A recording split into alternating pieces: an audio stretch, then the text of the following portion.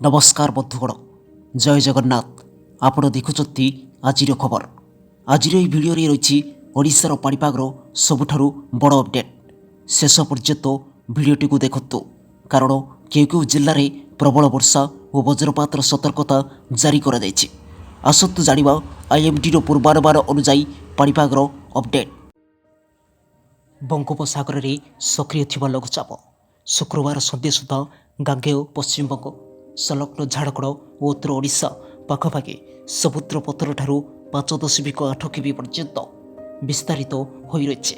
यार प्रभाव में 3 दिन पर्यंत राज्यर विभिन्न स्थान में प्रबल वर्षा एवं किछि स्थान में अति प्रबल वर्षा हो पारे। तेबे आसत्ता 24 घंटा मध्य लघुचापटी दुर्बल होबार संभावना रही आंचलिक पाणीपाग केन्द्र निर्देशिका डॉक्टर मनोरमा महांती कहते।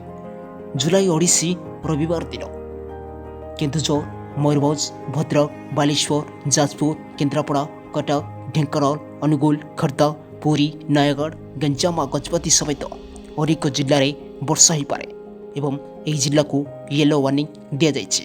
वर्षा सह किसी स्थान में वज्रपात आउ पवनर संभावना रही पारे। प्रबल वर्षा हेले सहरांचल और तलीय अंचल में पानी जमी पाए और पहाड़िया अंचल में लोक माने सतर्क रहिबाकु आवश्यक।